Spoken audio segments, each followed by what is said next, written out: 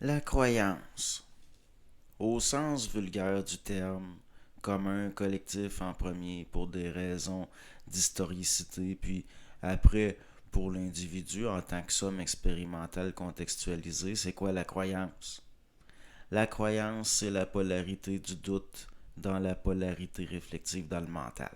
La croyance, c'est la résultante du fait que l'individu psychologique, au fond, ne sait pas. Il ne sait pas tout.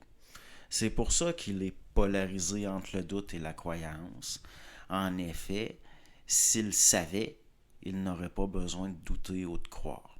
L'homme, en tant que créature mortelle, ressent de la peur, de l'angoisse, et la croyance, c'est une compensation pour l'information qui manque. Les animaux sont spirituels, au sens d'une sorte d'animisme primaire, mais seul l'homme est religieux, parce qu'il a la capacité de réfléchir des formes sur le plan mental, par son intellect, sa psychologie. Le collectif et la mémoire,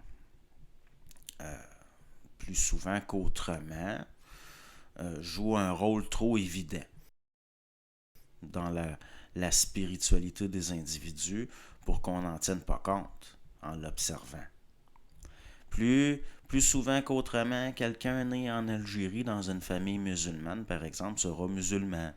Et quelqu'un qui est né ailleurs, spécifiquement par exemple dans le sud-est asiatique, plus souvent qu'autrement, sera bouddhiste, par exemple.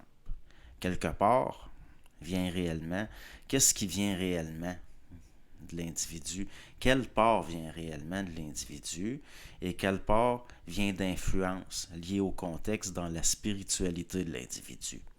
Spirituel, ça ne veut pas dire nécessairement conscient. Généralement, dans le monde, on constate que les sociétés ritualisent surtout la naissance, la mort, les phases importantes de la vie, comme l'entrée dans l'âge adulte, le mariage, les récoltes, la fertilité, par exemple. Mais la religion, ça vient formellement du collectif, alors que la conscience, c'est surtout individuel. Beaucoup de gens évacuent de l'angoisse par les rituels. Ils ont l'aide de structures sociales traditionnelles pour gérer un trop-plein d'énergie psychique par rapport justement à des inconnus, puis aussi au niveau de gérer leur psychologie. Il est, il est quand même indéniable que certains individus ont besoin de rituels, de spiritualité, puis que c'est de toute façon au niveau des sociétés un droit qui est censé être fondamental, qui est donc une reconnaissance d'un besoin. Le rituel est toujours lié en général à une action de régulation du psychisme à travers des représentations. Donc, euh, comme certains individus sociaux qui placent naturellement les, les corps, qui placent naturellement les corps de leurs congénères en rangée dans des cimetières, ben, il y a certains insectes sociaux qui naturellement vont mettre en rangée dans des sortes de chambres funéraires des, des insectes morts. Donc, c'est-à-dire que l'individu, comme l'insecte social, il est social, c'est-à-dire influençable, entre autres. L'individu sera nécessairement influencé par son milieu, son inné, son vécu, le contexte, l'éducation, les influences, comme les conflits puis les aversions, auront nécessairement une incidence sur le rapport de l'individu avec son propre psychisme, sa personnalité, sa spiritualité. Mais tout ça, c'est circonstanciel. En grande partie, ça n'a rien à voir avec la conscience. L'être humain moyen est émotif, c'est-à-dire qu'il est réactif. Et que les structures d'entrée de l'énergie au sens de la mise en mouvement ne sont pas conscientisées. L'énergie se disperse dans la programmation et la majeure partie de la mécanique psychique de l'individu n'est pas intégrée par la conscience. Il n'y a pas d'observation possible du psychologique propre. L'individu qui observe reste sensible. Lui, celui qui a la capacité d'observer reste sensible, même plus sensible encore, mais pas nécessairement plus émotif pour autant. au moins il n'y a pas le piège de penser que si la croyance c'est la polarité du doute, mais aussi de l'ignorance au niveau du psychologique, donc la solution serait la connaissance. Ça, c'est un piège. C'est un piège dû à la polarité dans le mental encore. Dans les milieux scientifiques, politiques, idéologiques, c'est aussi émotif et violent que dans les guerres de religion, des fois souvent. C'est l'inconscience de l'homme et la toute-puissance de programmes et de conditionnement sur les individus dans le monde qui est aberrant.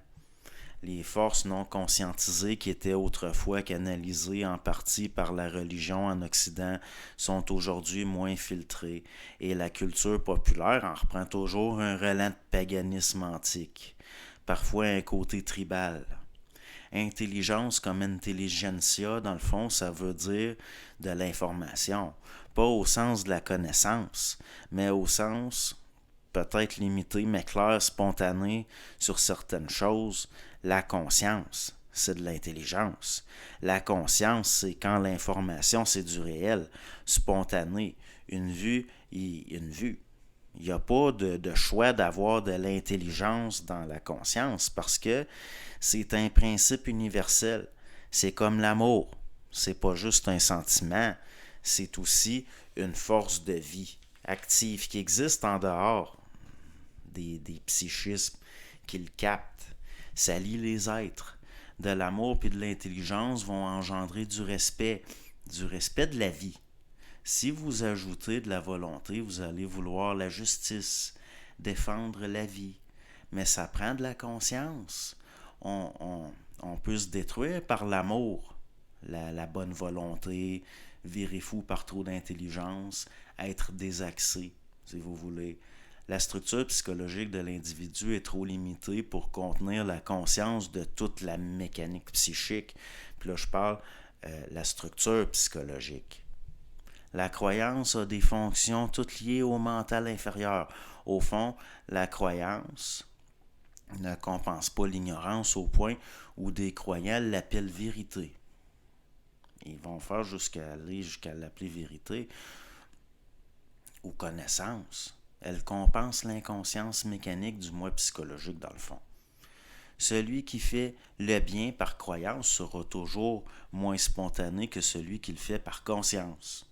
Agir selon sa conscience, c'est une affaire de conscience, pas d'idéologie ou de raisonnement, comme peuvent le penser des individus seulement psychologiques. L'amour réel vient de la conscience de l'autre, et parfois la conscience de l'inconscience de l'autre qui appelle à l'indulgence mesurée, ajustée. Qui aime bien châtie bien, ça ne veut pas dire de battre vos enfants, ça veut dire que l'amour réel, c'est conscient. Donc lié au discernement, un châtiment ne doit pas être cruel. Une correction, c'est un rajustement, ça doit être lié à une bienveillance. Sinon, il n'y en a pas de légitimité réelle. L'individu psychologique verra que son autorité réelle diminue. Et il voudra compenser avec de l'autorité psychologique, il deviendra dominant. Le roi est écouté parce qu'il est craint, le sage parce qu'il est conscient. En temps de crise, le roi consulte les sages. Le grand-parent est moins porté à punir, pourtant il est souvent mieux obéi que le parent. Le grand-parent, même psychologique, a souvent quand même plus intégré que le parent par son expérience. Ça n'est pas nécessairement dû aux croyances de l'enfant, c'est dû à son ressenti, au fond, face aux figures d'autorité, sa conscience dans ses rapports. L'amour, puis la bienveillance d'un grand-parent peut lui donner plus d'autorité que le zèle d'un parent à bout qui cherche à raisonner unilatéralement de force un enfant, sans voir qu'il y a une personne, un individu devant lui. L'amour, ça fait partie de la conscience, comme la volonté puis l'intelligence. Qui aime bien châtie bien, c'est un appel justement à la tempérance, à la mesure, à être ajusté, à avoir du discernement. La conscience réelle, c'est une vue dans le réel. Donc, la lumière, donc tout ce qui est aveugle, devient une force des ténèbres. ça va engendrer du mal. La confiance aveugle, la croyance aveugle, l'amour aveugle. Si vous n'avez pas de conscience réelle, spontanée, au-delà du mémoriel formel du plan réflectif, vous êtes comme si vous veniez juste d'être jeté dehors du jardin d'Éden. Dans le fond, vous êtes aussi vulnérable que le bébé qui vient de venir au monde, mais en plus, vous êtes dangereux. Aimez-vous les uns les autres. À mes yeux, ça revient aussi à soyez conscients des autres. Prenez les principes intelligence, amour, volonté. L'amour intelligent, c'est du respect. L'intelligence de l'amour, c'est de la bonté. L'amour de la volonté, c'est du courage. La volonté de l'amour, c'est la justice. L'amour de la volonté, c'est la bienveillance. La volonté de l'intelligence, c'est la droiture. L'intelligence de la volonté, c'est la justesse. Intelligence, amour, volonté, respect, bonté, courage, justice, bienveillance, droiture, justice, clarté. Vous pouvez permuter les formes tant que vous voulez. Vous verrez que tout mène à tout. Jusqu'à dissolution des formes, jusqu'à ce qu'il ne reste que la vibration. Les formes, c'est des formes. L'important, c'est pas ce que je vous dis, c'est ce que veut dire ce que je vous dis, dans le fond. Prenez le mental, le vital, puis l'émotionnel. Le mental du vital, c'est l'émotionnel, dans le fond. C'est aussi le vital du mental dans les structures inférieures, l'émotionnel. L'émotionnel du vital, c'est grâce au mental. Comme le vital, c'est de l'émotionnel qui se réinvestit par le mental. L'émotionnel pour le mental, c'est vital. Le mental émotionnel, c'est alimenté par le vital. Le mental émotionnel, c'est alimenté par le vital, comme les concepts cessent d'être des restrictions pour une pensée universelle. Les grands principes, c'est pas des concepts. Au fond, là, c'est des formes. Puis c'est toujours ce qui est au-delà de la forme, au fond, c'est pour ça qu'on va parler la vibration. C'est pas du jargon de nouvel âge. C'est simplement qu'à un moment donné, ça va prendre un lexique pour en sortir du psychologique, puis aussi avoir une étude pratique de ces choses-là plus subtiles. Derrière la forme, c'est des lois de l'énergie, des forces dont je parle. La croyance souvent, c'est un investissement psychologique dans des formes. Hein? Une activité de compensation souvent, pour compenser les inconnus. Les forces inconnues, les lois qui régissent l'inconnu, les formes de la croyance permettent de gérer de l'angoisse. C'est à ça que ça sert. La croyance, c'est une activité de compensation. Ça veut dire que la croyance, c'est le résultat de la lutte entre les ténèbres puis la lumière dans la conscience de l'individu. L'être humain a peur, surtout de l'inconnu. Nous avons peur de paniquer si nous avons accès à toute l'information. Nous paniquons si nous n'avons pas accès à assez d'informations puis qu'il y a trop d'inconnus. Donc, l'individu psychologique sera porté à meubler le vide avec des babioles, des petites balises dans un espace restreint pour se protéger d'un vaste monde de mystères qui l'effraie. Parfois, l'individu recevra les secours du désespoir. Il se sent dupé. Il jette ses babioles avec fracas, puis après la tempête, il allume une toute petite lampe. Puis constate le vaste infini autour de lui. Il a franchi le mur de sa peur et il a allumé sa lampe. Quelqu'un qui a sa lampe allumée, il ne se demande plus qui il est, puis qu'est-ce qu'il fait sur Terre. Il sait que ces questionnements-là, c'était des illusions de son inconscience. L'identité, c'est la lucidité active de sa conscience. Donc, il n'y a plus à se poser ces questions-là. Ce qui forge l'identité, c'est l'intégration, l'identité réelle à ce niveau-là. Parce que qui vous êtes est lié à votre capacité de ce que vous pouvez voir du réel, du monde, de l'autre. C'est votre capacité de perception du monde qui définit qui vous êtes, ce qui vous définit, les frontières de qui vous êtes dans le monde. Puis, ce que l'individu fait sur Terre n'est plus une question qui se pose. Celui que sa lampe est allumée ne se demande pas ce qu'il doit faire. Il se laisse faire. Il se laisse faire par sa conscience. Il cesse de combattre. Il sait qu'au fond, il est toujours en mesure de voir ce qu'il a à faire. Au fond, c'est quoi le libre arbitre? Le libre arbitre, c'est le moi psychologique avec ses lacunes. Si vous savez toujours ce qu'il y a de plus logique et ce qu'il y a de plus intelligent à faire, vous n'avez plus besoin de libre arbitre. Vous voyez, vous avez une vue. Ça, c'est quand votre identité réelle est fusionnée avec votre conscience. Dans le sens que votre conscience puis votre identité, c'est la même affaire. La même maudite affaire. Parce que, dans le fond, la croyance, ça vient d'une fausse identité, une identité circonstancielle, sociale, psychologique.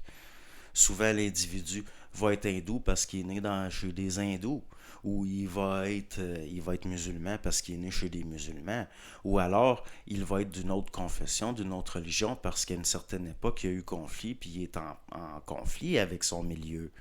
Donc, par révolte, il va embrasser une foi qui n'est pas celle de ses aïeux.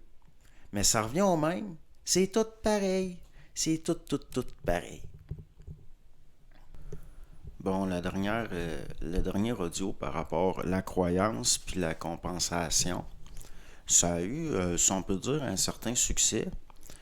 Puis bon, comme pas besoin de penser, pas besoin de réfléchir, bon, ben pourquoi pas continuer à propos des croyances puis de la compensation. De toute façon, tant qu'à être capable de le parler avec facilité, puis que c'est encore là, bon, on va continuer. Donc, la croyance comme compensation, c'est la mesure d'une incapacité, un roman personnel. La croyance en dit souvent plus long sur l'incapacité, les limitations que sur qui vous êtes. C'est plus sur qui vous n'êtes pas, au fond. Veux pas, face à l'adversité, face au vide des secours magiques d'en haut, entre guillemets, le plafond des croyances fait défoncer. Puis, vous pouvez être sûr de ça. Ceux qui sont dans de la croyance, vous allez être testés dans vos croyances par l'expérimental. Donc, le plafond des croyances, il est fait pour être défoncé. Le désespoir, l'écœurement, le désenchantement, ça peut préparer l'individu non pas à croire du nouveau, mais en mettant ce qu'il croit entre parenthèses de force, ça peut le préparer à voir du nouveau. Être désabusé du monde est bon signe. C'est si à mesure que vous brûlez de la naïveté, vous êtes prêt à admettre que les choses ne sont pas comme vous pensiez, ne sont pas comme vous voulez, que c'était une forme de croyance au fond, c'est que vous vous intégrez d'une certaine façon.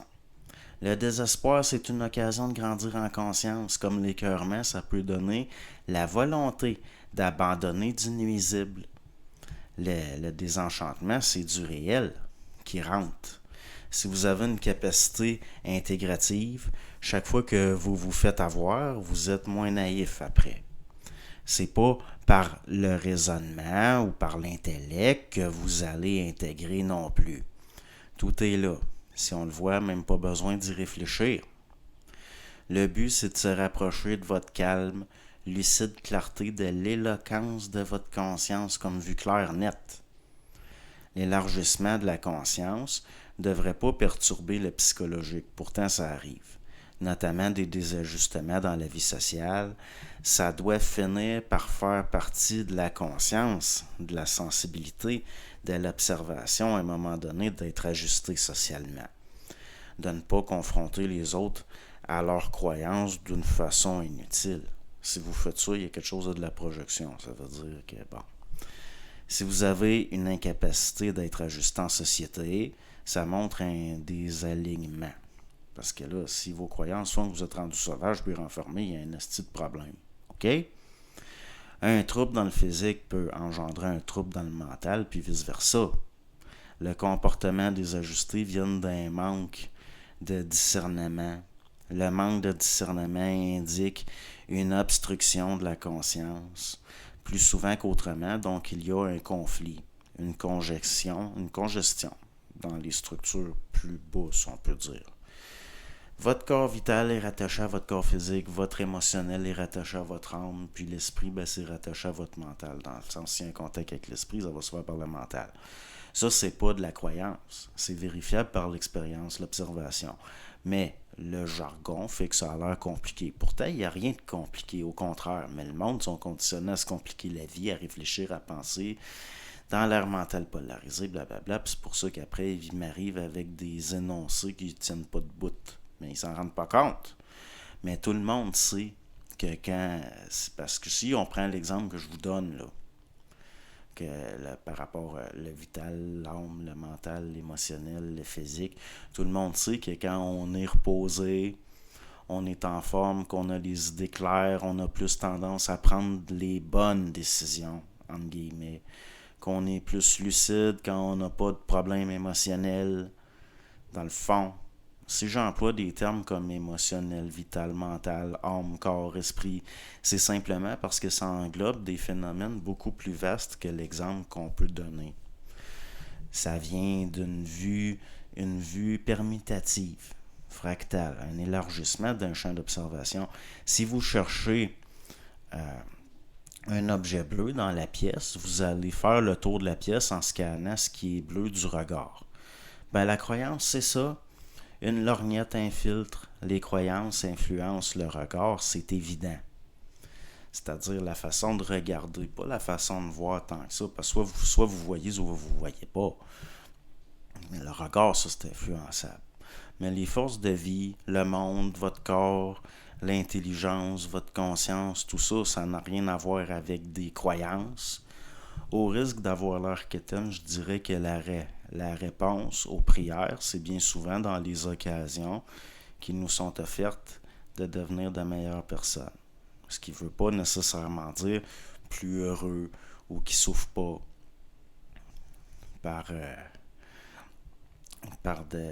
pour moi, des meilleures personnes, c'est des personnes plus conscientes. Si on observe la croyance, il y a toujours un objet ou des objets qui correspondent à des objets, des formes pensées, des représentations sur le plan mental. Le sujet va considérer que les croyances viennent de lui, qu'il a le choix de croire ou pas croire, même si les objets sont clairement d'origine circonstancielle, environnementale. Il s'identifiera à ces formes-là, au niveau de son identité psychologique. Mais le fait qu'il croit ou pas une forme intermédiaire avec le vaste espace de l'invérifiable, c'est lié à ses dispositions psychologiques, de croire ou pas à telle ou telle forme, dépendamment de son inné, son tempérament, de son acquis, de la façon dont il interprète son expérimental, selon ses aptitudes, ses capacités, sa sensibilité, son émotionnalité propre. Donc, jusqu'à un certain point, la liberté du libre arbitre, croire à des formes ou pas, c'est une illusion. C'est une illusion. Comment voulez-vous croire à des formes que vous n'avez pas accès? Exemple. L'angoisse, ça porte à la superstition des fois. C'est une tentative de gérer l'angoisse à travers des formes, des rituels. Le moi psychologique ne peut pas gérer l'âme, ce n'est pas sa fonction. L'angoisse, c'est de la peur générale pour le moi psychologique. Une peur sans objet, face à l'invisible, des forces qu'il sent sans le voir.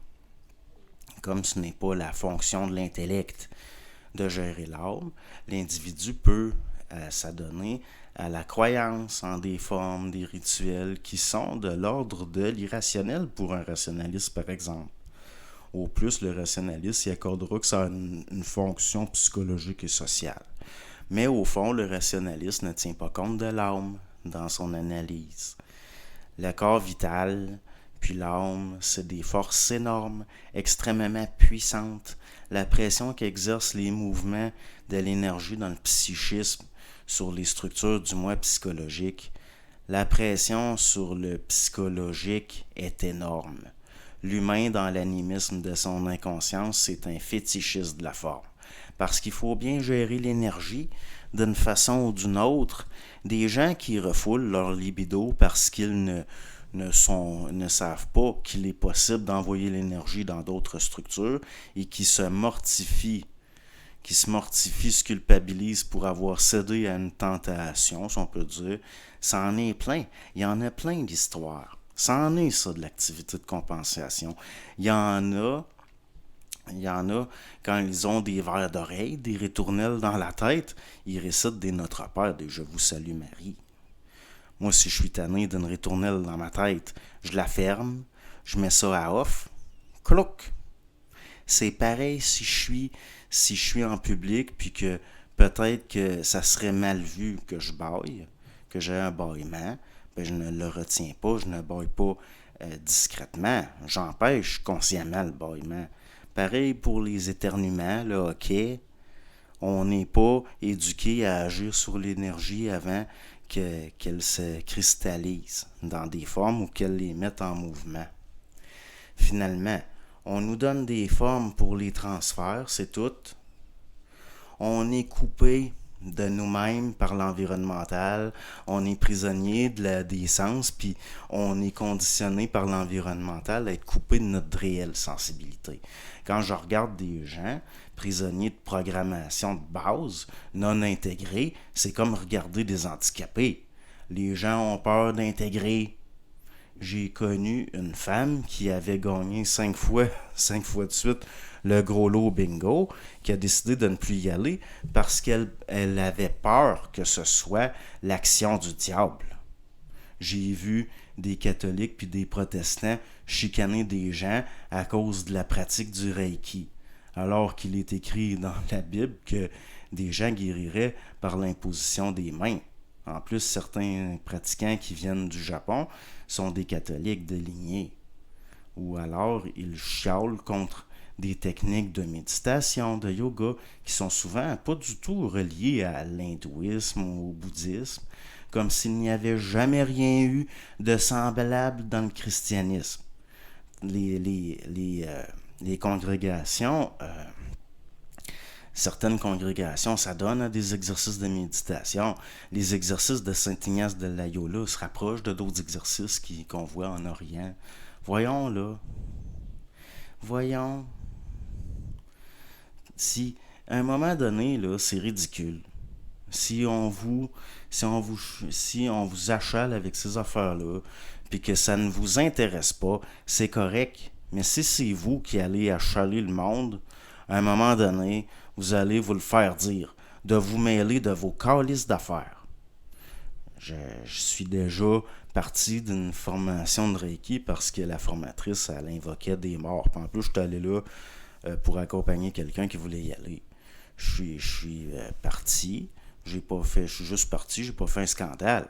C'est pas que je crois qu'invoquer les morts, c'est malsain, mais je trouvais la vibration malsaine. J'ai pas à réfléchir. Je suis pas parti en faisant un scandale. Puis l'affaire de trouver que quelque chose est malsain, de sentir que c'est malsain, puis croire que c'est malsain, c'est pas pareil. J'ai pas eu à y penser, j'ai pas eu à réfléchir. On en avait des téléévangélistes au Québec, notamment un téléévangéliste catholique, là, je me souviens pas si vous appelez lui, là, un monsieur Lacroix. Il faisait ses prêches à côté d'un gros crucifix tout beurré de sang, que ça en était dégueulasse. Lui, il avait une vibration de marde. Dès que je le voyais, je changeais de poste. C'était malsain. Pourtant, je l'ai jamais écouté, mais je me souviens de l'ambiance, de la vibration du gars. Pour vous dire, chaque fois que ça passait à la télévision, puis que j'étais avec quelqu'un, puis souvent la personne qui était avec moi, puis tout d'un coup, ça passe à la télévision, me disait « Regarde le crucifix, ça n'a pas de bon sens. » Qu'est-ce qu'ils ont fait? Il avait pris un crucifix, puis il l'avait tout beurré avec de la peinture rouge, que ça avait le plus l'air d'une décoration d'Halloween ou d'une affaire de film d'horreur qu'autre chose. Puis ça, c'est jamais ben bon signe. C'est jamais ben bon signe. Il y a plein de caves qui lui envoyaient de l'argent à ce gars-là, puis qui emmenaient même leurs enfants là. Faut être dans un endormissement profond pas à peu près. Vous souvenez-vous de la fille que son père et ses 2 frères la violaient jusque sur son lit d'hôpital? Ça durait depuis qu'elle était toute petite. La mère au procès, quand le procureur lui demandait « Comment ça? » Qu'elle se doutait de rien. Elle répondait qu'elle passait beaucoup de temps à des cercles de prière, à dire des chapelets. Si une mère veut être une bonne chrétienne, il faut qu'elle soit une bonne mère d'abord et avant tout, à un moment donné. C'est pas en répétant comme un perroquet avec d'autres gnochons à la lueur de lampions devant des statues. C'est pas en priorisant ça qu'on est bonne mère. Peut-être qu'elle suivait l'exemple d'une certaine institution, une mère qui fermait les yeux quand ça l'arrangeait, puis qui a abandonné beaucoup de ses enfants. Je ne me remettrai jamais ma foi dans une institution, que ce soit l'État laïque ou une autre, de la même façon que je ne remettrai jamais ma foi en des humains. Dans le fond, la foi puis la croyance, c'est pas pareil, puis c'est pas de ça qui était question.